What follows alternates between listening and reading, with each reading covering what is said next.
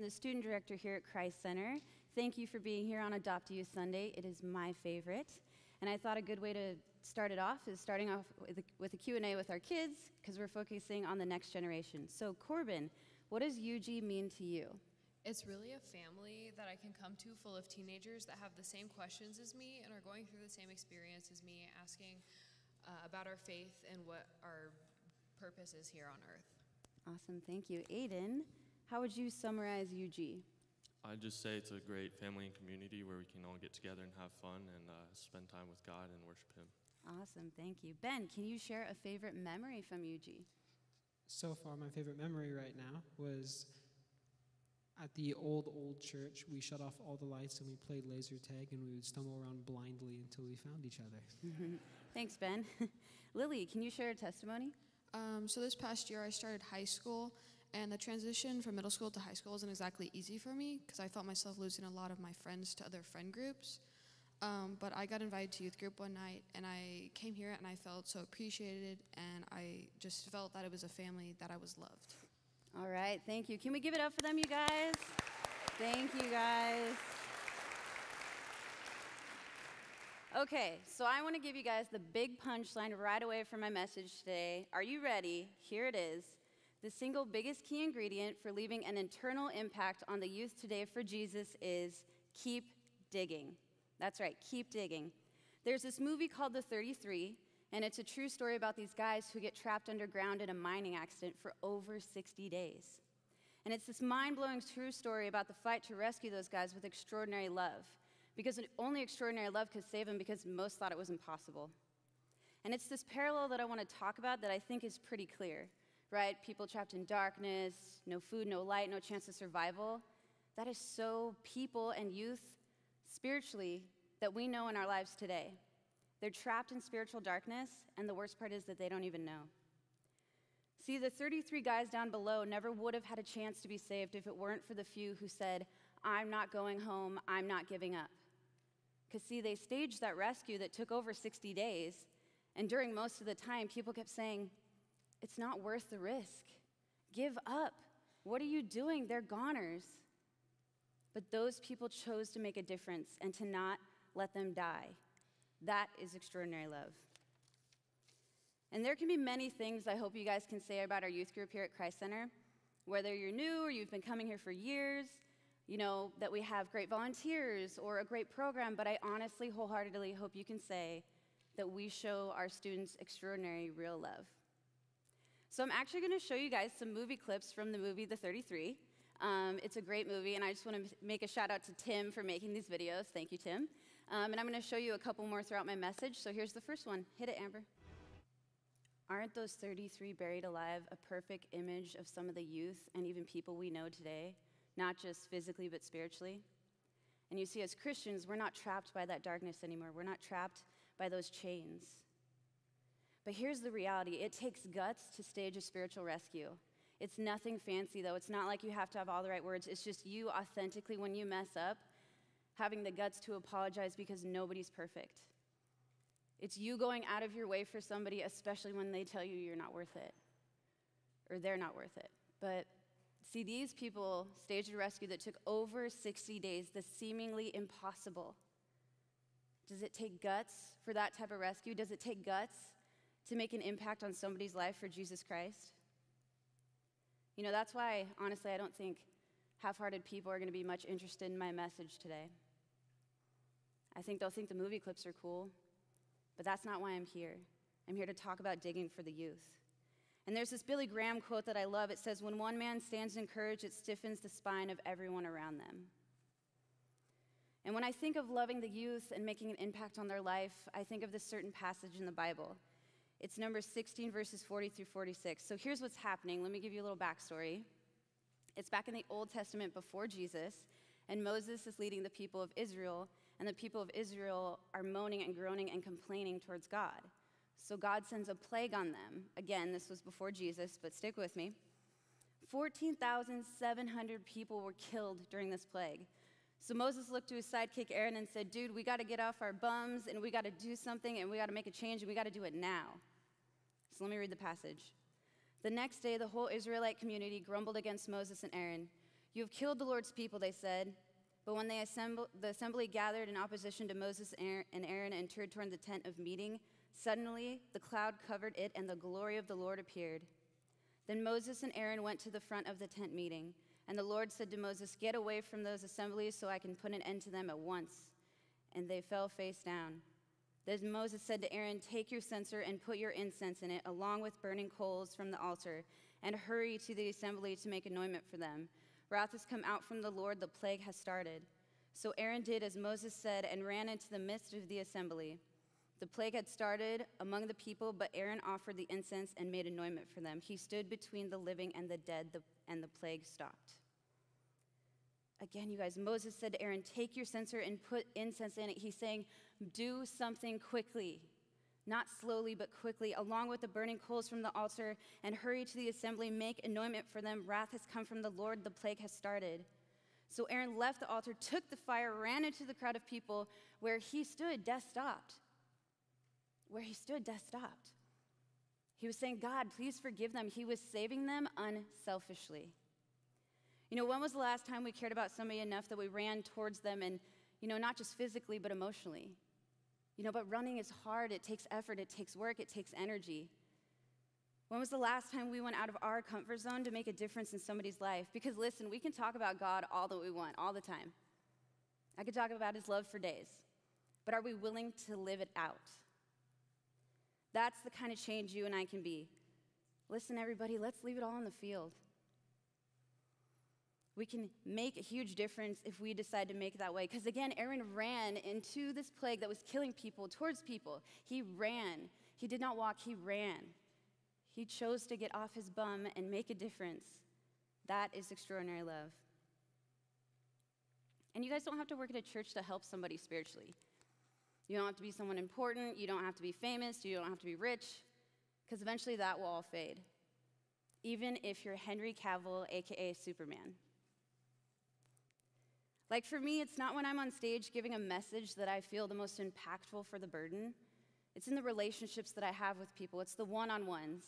It's when I put my own needs aside and I make time for others, or even when I make time when I'm not in the mood. Again, you don't have to have fancy words to help reach the spiritually lost. It's not glamorous. It just takes caring. That's it. But caring takes guts. Because sharing the love of Jesus Christ is that important. So I'm going to show you guys another clip. And this one has my favorite character in it. Her name's Maria. So just be on the lookout for her. You should be able to identify her pretty easily. So Amber, hit it. Maria's line, "I'm not leaving here without him." When was the last time we cared about somebody like Maria? She said, "They're making this hard on me. They're making this tough, but I'm not leaving here till I make a difference." Just like Aaron did with the fire, that's what Maria was doing. And sometimes we go to church, and I'm guilty of this too, but we hear something great, and we believe we are what we hear, but we're not. We have to actually act and do something. And when we take action, we need to know that when we dig for the lost, our spiritual drill bits will break often. Because what you're doing is you give and you give and you give, and you almost never receive. Just like in the movie, their drill bits broke often, digging for those lost. But listen, if you're fragile and you want everyone to like you and to appreciate every little thing that you've done for them, then you're out of the game before it started for reaching the spiritually lost. Again, your drill bit spiritually in your heart might break often, but we have to keep digging, especially for the youth, even if we're not appreciated. Can I get an amen from the parents? Because appreciated or not, we got to suck it up and we got to keep digging because they need us. Because who else is going to get them out, especially in this community? Small acts of kindness build a bridge from us to the lost, from our heart to theirs. Doing the little things like listening to them, saying hi to them at church, or inviting a student to youth group. I know not all of you have kids, but I know you all care about somebody that's a student and could invite them. Take an interest. Alyssa Pheasant is one of our volunteers here at our youth group. She also sings on worship team. And at youth group, she took an interest in a young boy last year, and he was on the fence about himself and about God. And she noticed that he was musically talented. And she went out of her way to go buy him a bass guitar. I didn't ask her to do that. She has another job and volunteers here. She's busy. She went out of her way to find this kid a bass guitar, brought it back to youth group. And the next thing we know, he's rocking out for Jesus. And not only that, he was one of our best leaders on core team, most influential. Alyssa built that bridge from her to that student so that Jesus could walk over and say that you are worthy, you are known, and you are loved. And there's a story about a young exchange student who came to America. She was not a Christian, she was a Buddhist, and she lived with this Christian family. And they would pray for her to go to church, and almost the entire time she wouldn't go. But they had a student named Megan, the host family's daughter, or their daughter, not student, but she was nice to the exchange student. She would let her borrow clothes, invite her to fun things, pay for things. And then right before that exchange student had to go home, she went to church, and she gave her heart to God. And the pastor came up to her and said, you know, what was it that I said that led you to the Lord? And she said, not to offend you, Pastor, but it was nothing you said. It was because Megan was nice to me. Megan built that bridge from her to the exchange student, like Alyssa did from her to one of our students. And again, you guys, you don't have to be a pastor. You don't have to have a lot of money. You don't have to be cool. It just takes the little things. Just keep digging. As a church, we have to prioritize the next generation, and no one can determine your priorities except for you.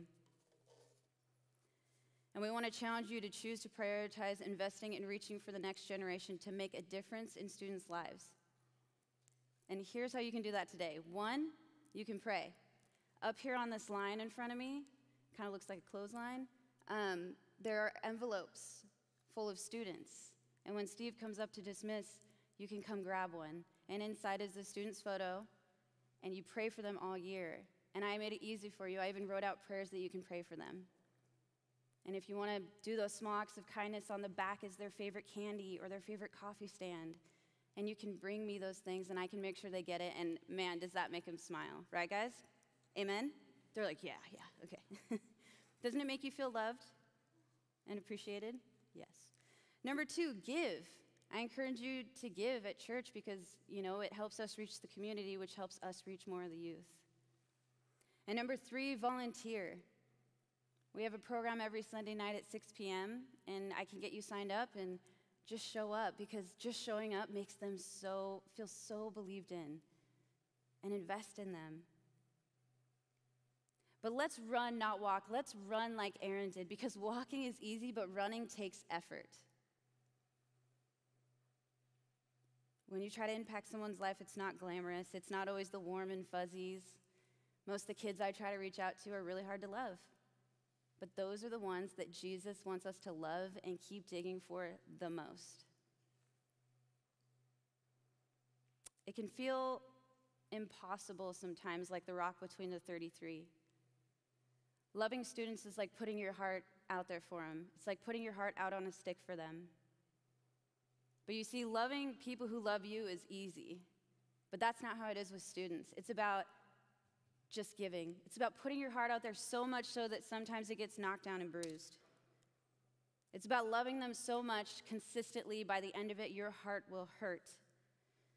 My heart got knocked down plenty. It involves deep risk to our hearts, the risk of being betrayed, let down, taken advantage of, misunderstood, and brokenhearted. But when your heart gets knocked down, I encourage you to go home and you pick it up and you dust it off and you extend it again. Because those youth and even people that you do that for, to love like that, even though it will break your heart, heaven is applauding you. Not just when it happens every 5 times, but every single time. Heaven is applauding you. After all, the greatest youth leader in history did ministry that way, and one of his closest kids betrayed him for a piece of silver. And that's Jesus, and I guess that means that living legacy can be pretty costly, even for the Messiah. Do you think Jesus felt like being crucified? Do you think that the mocking didn't bruise his heart? It wasn't about how we treated Jesus. It was about him taking an extraordinary difference, making an extraordinary difference in our lives. Jesus kept digging on that cross even though we sinned again and again. So I have one more movie clip for you guys.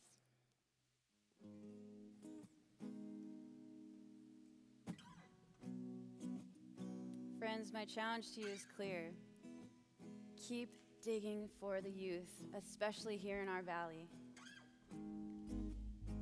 Unless we choose to dig for them, to not give up on them, their future looks painfully dark.